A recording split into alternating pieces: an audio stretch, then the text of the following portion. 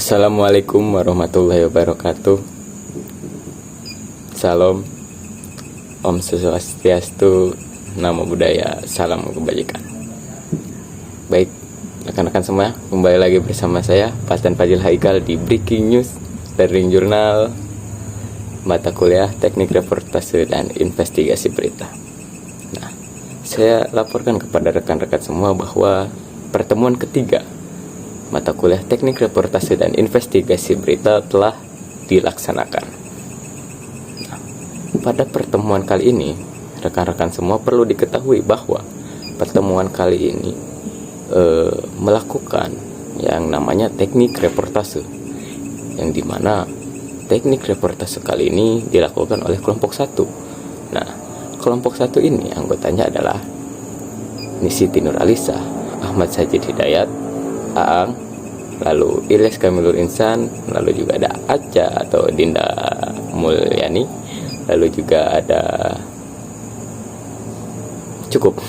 Nah, selanjutnya di praktek teknik reportase ini, rekan-rekan dari kelompok 1 menampilkan teknik reportase terhadap berita tentang kecelakaan, yang dimana di situ di berita tersebut ada seorang pengendara motor yang membawa motor dengan kecepatan yang sangat tinggi yang mengakibatkan terjadinya sebuah kecelakaan. Lalu di situ Siti Nur Alisa sebagai news anchor dan Ahmad Sajid Hidayat sebagai kameramennya menyampaikanlah di situ dengan teknik news anchornya bahwa telah terjadi kecelakaan. Nah, lalu beralih pula kepada Ilyas Kamilul Insan di situ sebagai reporter yang turun ke jalan, yang dimana kameramennya itu ada Dinda Anjani kalau tidak salah namanya. Nah, di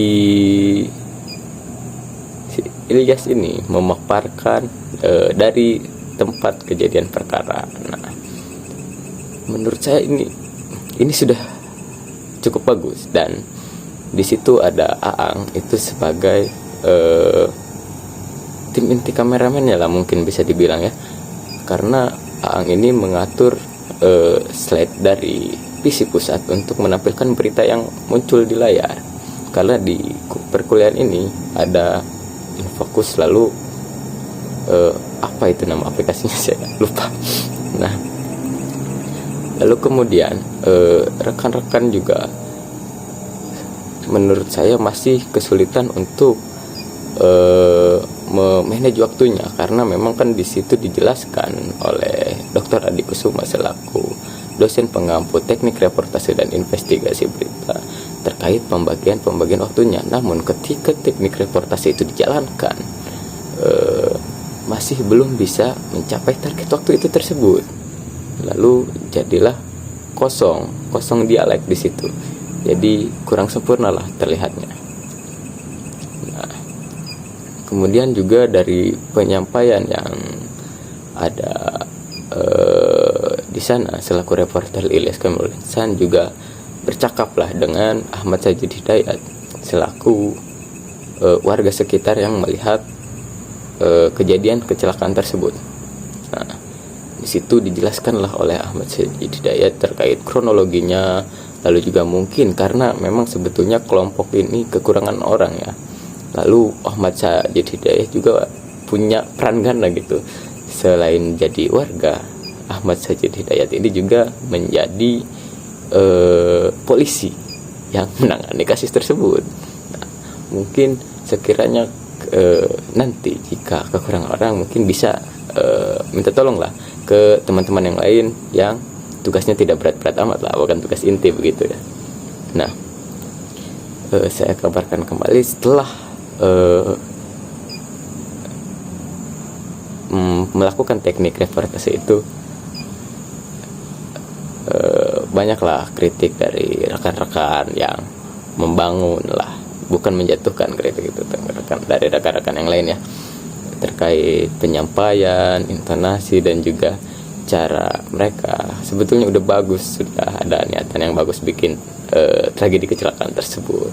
Lalu juga setelah itu juga ada pemaparan materi dari Pak Adi. Lalu juga kemudian disampaikan pula bahwa mulai minggu depan itu pertemuan keempat, ya, itu penyampaian materinya dilakukan oleh